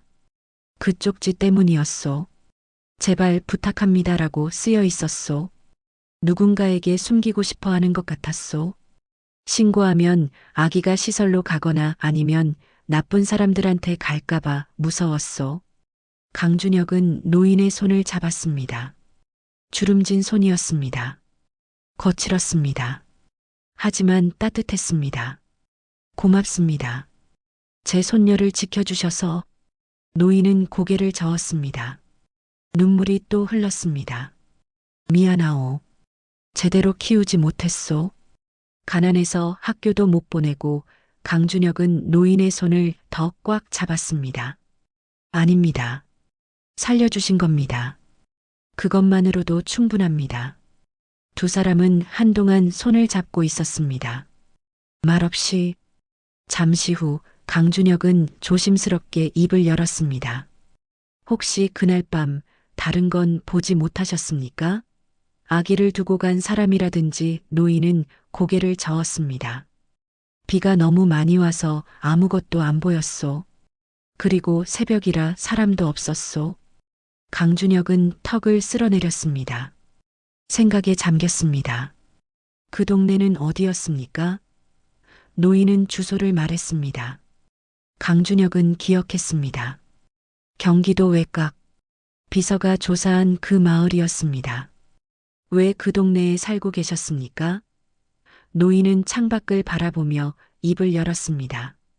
남편이 거기서 농사를 지었소. 남편이 죽고 나서도 계속 거기 살았소. 그러다 아기를 주었고. 강준혁은 고개를 끄덕였습니다. 노인은 한숨을 쉬며 말을 이었습니다. 아기를 키우면서 동네 사람들 눈을 피하려고 조심했소. 그러다 10년 전에 이곳으로 이사 왔소. 더 조용한 곳에서 키우고 싶었소. 강준혁은 이해했습니다. 노인은 나름대로 아이를 지키려 했던 것입니다.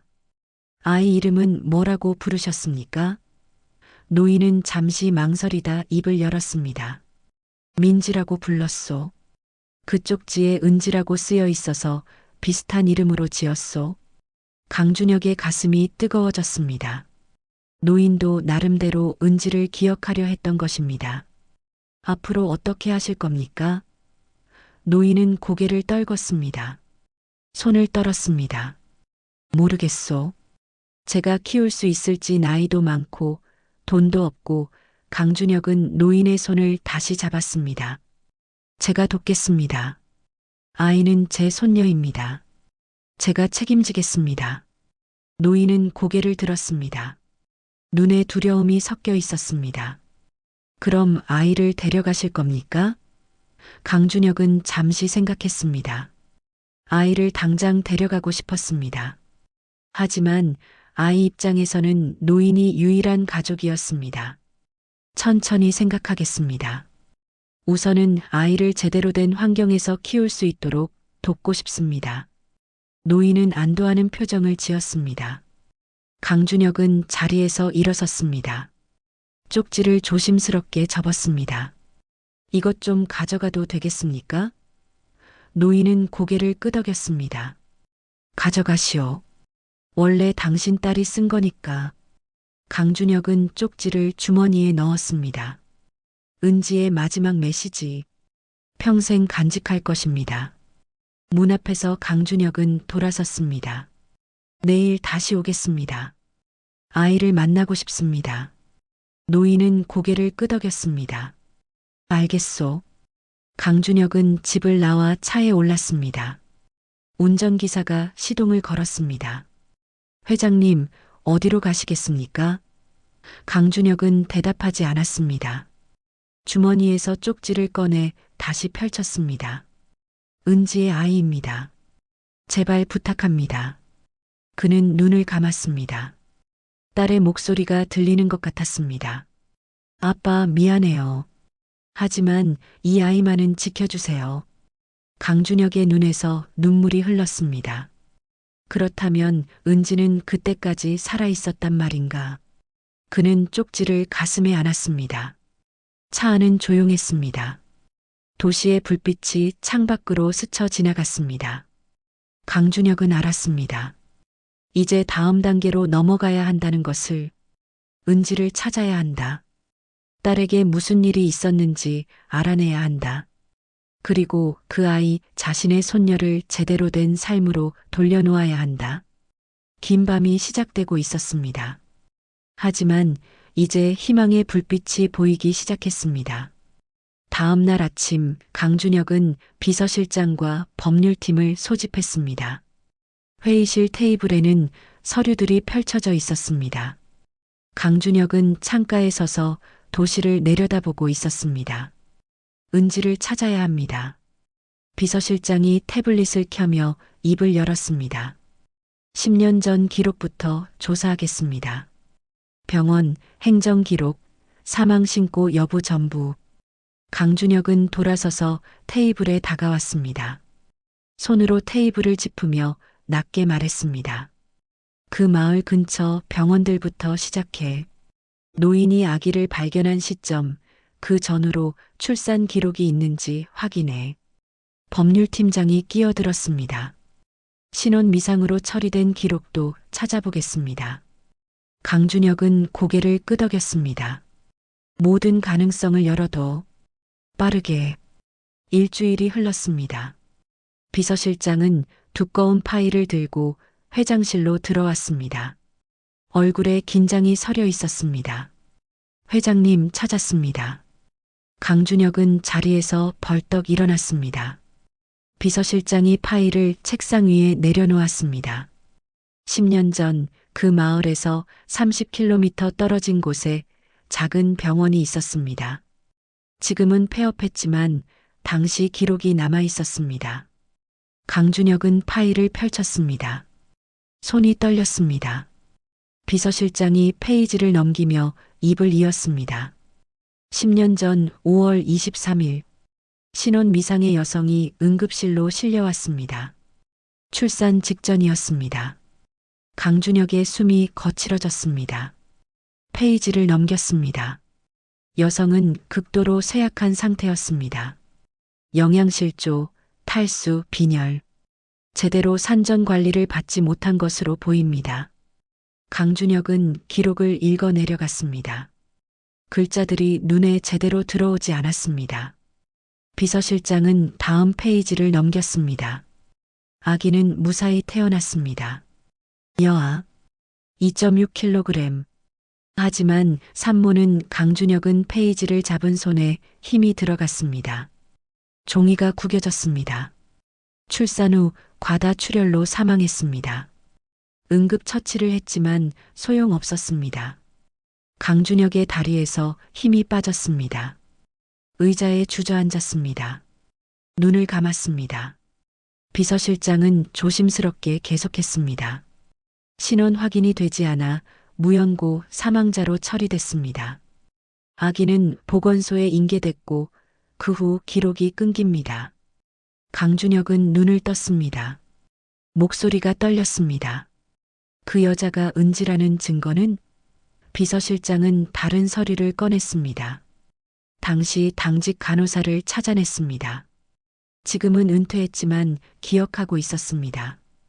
강준혁은 서류를 받아들었습니다. 간호사의 증언이 적혀 있었습니다.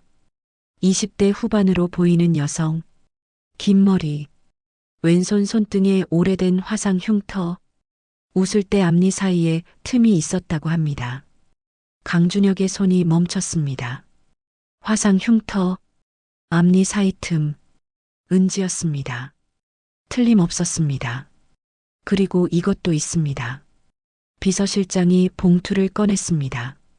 안에서 오래된 사진 한 장을 꺼냈습니다. 병원 기록용으로 찍은 듯한 사진이었습니다. 강준혁은 사진을 받아들었습니다. 숨이 멎었습니다. 사진 속 여자는 침대에 누워 있었습니다. 얼굴은 야위고 창백했습니다. 하지만 그 얼굴, 강준혁은 알아볼 수 있었습니다. 은지였습니다. 27년 만에 보는 딸의 얼굴이었습니다. 강준혁의 눈에서 눈물이 쏟아졌습니다. 사진을 가슴에 안았습니다. 몸이 앞으로 굽어졌습니다. 은지야, 은지야, 비서실장은 조용히 물러섰습니다. 회장에게 시간이 필요했습니다. 강준혁은 한동안 울었습니다. 사진을 쥔 손이 떨렸습니다. 딸은 27년 동안 살아 있었습니다. 하지만 그 삶이 얼마나 혹독했을까. 그는 사진을 다시 들여다봤습니다. 은지의 눈을 봤습니다. 사진 속 은지는 눈을 감고 있었습니다. 평화로워 보였습니다. 고통에서 해방된 듯 했습니다. 넌 마지막까지 아이를 지켰구나. 강준혁의 목소리는 떨렸습니다. 아이를 낳고 어떻게든 살 길을 찾아줬구나. 그리고 그는 말을 잇지 못했습니다. 은지는 아이를 낳은 직후 노인의 집 앞에 두고 갔을 것입니다. 빗속을 헤매며 마지막 힘을 다해 그리고 병원으로 돌아가 숨을 거뒀을 것입니다. 강준혁은 사진을 조심스럽게 책상 위에 내려놓았습니다. 은지의 어린 시절 사진을 옆에 나란히 놓았습니다. 6살 은지, 33 은지, 두 사진을 오래 들여다봤습니다. 미안해, 은지야. 아빠가 너를 지켜주지 못해서. 그날 오후 강준혁은 다시 노인의 집을 찾았습니다.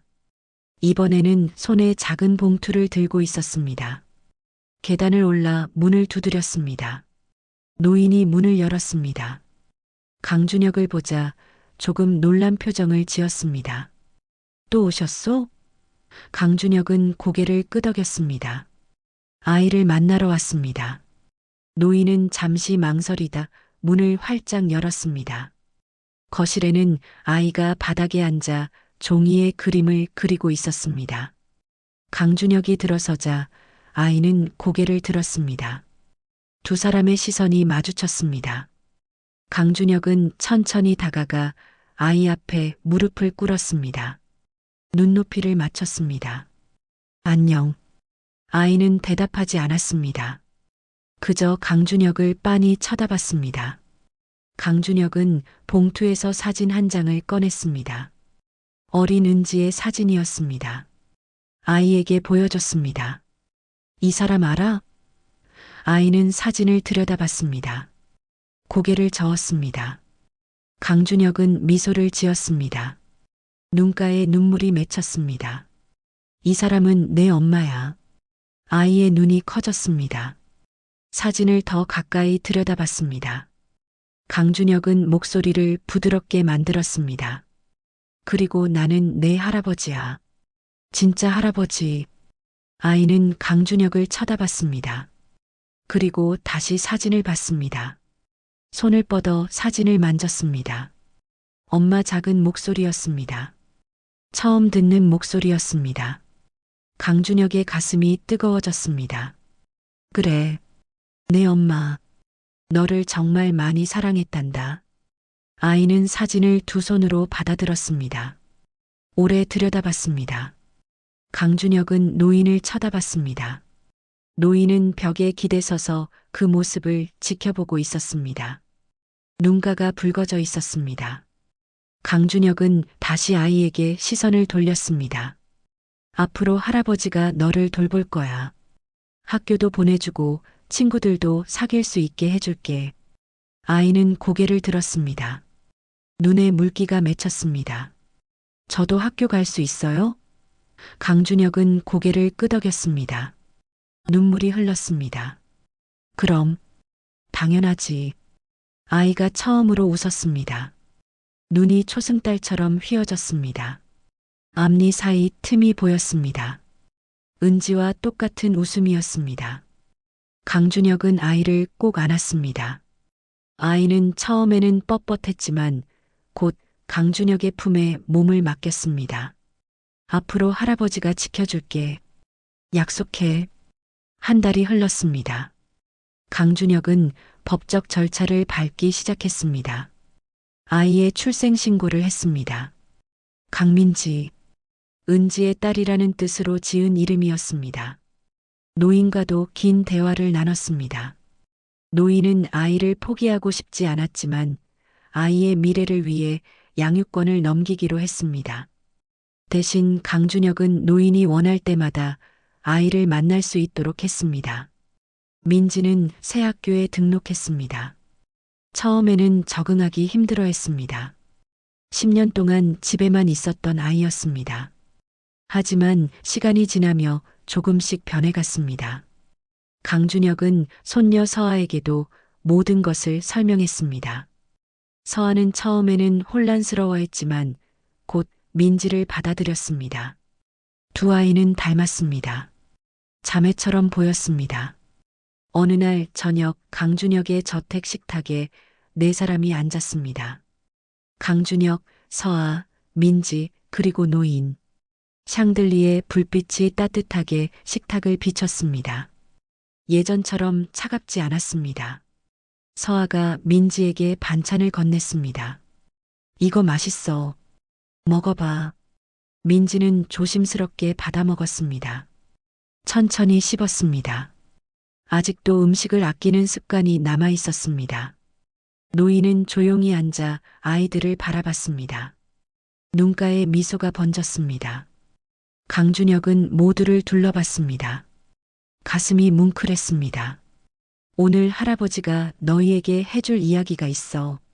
민지와 서아가 고개를 들었습니다. 강준혁은 주머니에서 은지의 사진을 꺼냈습니다. 테이블 위에 내려놓았습니다. 이분은 민지 엄마야. 그리고 서아, 내 고모님이시지. 서아는 사진을 들여다봤습니다. 손으로 사진을 만졌습니다. 닮았어요. 민지랑. 강준혁은 고개를 끄덕였습니다. 그래, 많이 닮았지. 민지는 사진을 가만히 보고 있었습니다. 눈에 눈물이 맺혔습니다. 강준혁은 민지의 손을 잡았습니다. 내 엄마는 너를 정말 사랑했단다. 마지막까지 너를 지키려고 했어. 민지는 고개를 끄덕였습니다. 눈물이 뺨을 타고 흘렀습니다. 노인이 손수건을 꺼내 민지에게 건넸습니다. 민지는 받아서 눈물을 닦았습니다. 강준혁은 모두를 다시 둘러봤습니다. 우리는 이제 가족이야. 힘들었던 시간도 있었지만 이제 함께할 거야. 서아가 민지의 손을 잡았습니다. 우리 친구하자. 민지가 처음으로 환하게 웃었습니다. 며칠 후 강준혁은 은지의 무덤을 찾았습니다. 무연고 묘지였습니다. 작은 비석 하나만 세워져 있었습니다. 이름도 없었습니다. 그저 번호만 새겨져 있었습니다. 강준혁은 비석 앞에 무릎을 꿇었습니다. 손으로 비석을 쓰다듬었습니다. 은지야, 아빠야. 바람이 불었습니다. 나뭇잎이 흔들렸습니다. 늦었지. 정말 늦었어. 미안해. 강준혁의 목소리가 떨렸습니다. 하지만 내가 남긴 아이 민지를 찾았어. 할아버지가 잘 키울게. 약속해. 그는 꽃을 비석 앞에 놓았습니다. 하얀 국화였습니다. 편히 쉬어. 이제 걱정하지 마. 민지는 행복할 거야. 강준혁은 한동안 그 자리에 앉아 있었습니다. 하늘을 올려다봤습니다. 구름이 천천히 움직이고 있었습니다. 사랑해, 은지야. 저녁 강준혁은 서재에 앉아 있었습니다. 책상 위에는 은지의 두 사진이 놓여 있었습니다. 어린 시절과 마지막 순간. 그리고 그 옆에는 민지가 학교에서 그려온 그림이 있었습니다. 가족 그림이었습니다. 할아버지, 서아 언니, 그리고 자신. 세 사람이 손을 잡고 웃고 있는 그림. 강준혁은 그림을 오래 들여다봤습니다. 미소가 번졌습니다. 창밖으로 밤이 깊어가고 있었습니다. 도시의 불빛이 반짝였습니다. 강준혁은 알았습니다. 앞으로 쉽지 않을 것이라는 것을. 민지가 적응하는데 시간이 걸릴 것입니다. 서아와의 관계도 조심스럽게 키워나가야 할 것입니다. 노인과의 관계도 정리해야 할 부분이 많았습니다. 하지만 이제 시작이었습니다. 27년 만에 다시 찾은 가족. 잃어버렸던 것들을 되찾는 여정. 강준혁은 은지의 사진을 가슴에 안았습니다. 고마워, 은지야. 민지를 남겨줘서. 그의 목소리는 떨렸지만 따뜻했습니다. 문이 살짝 열렸습니다. 민지가 고개를 들이밀었습니다. 할아버지, 안 주무세요? 강준혁은 손짓으로 들어오라고 했습니다. 민지가 서재로 들어와 강준혁 옆에 섰습니다. 할아버지가 엄마 사진 보고 계셨어? 강준혁은 고개를 끄덕였습니다. 민지를 무릎에 앉혔습니다. 그래, 내 엄마 생각하고 있었어. 민지는 사진을 들여다봤습니다. 작은 손으로 만졌습니다. 엄마가 저를 사랑했을까요? 강준혁은 민지를 꽉 안았습니다. 당연하지. 세상 누구보다 너를 사랑했어. 민지는 강준혁의 품에 안겨 고개를 끄덕였습니다. 두 사람은 한동안 그렇게 앉아 있었습니다. 창밖 별이 반짝이고 있었습니다. 서재는 따뜻했습니다. 강준혁은 알았습니다. 은지는 떠났지만 그녀가 남긴 사랑은 여전히 살아 숨쉬고 있다는 것을. 민지를 통해, 이 작은 손녀를 통해, 그리고 이제 자신에게 남은 일은 그 사랑을 지켜나가는 것이었습니다. 할아버지, 민지의 작은 목소리가 들렸습니다. 네. 민지는 고개를 들어 강준혁을 쳐다봤습니다. 사랑해요. 강준혁의 눈에서 눈물이 흘렀습니다. 민지를 더 꽉 안았습니다. 나도 사랑해. 정말 많이. 밤은 깊어갔습니다. 하지만 서재의 불빛은 따뜻하게 켜져 있었습니다. 그 불빛 아래 할아버지와 손녀가 서로를 꼭 안고 있었습니다. 27년의 기다림 끝에 찾은 기적. 그리고 이제 시작되는 새로운 이야기.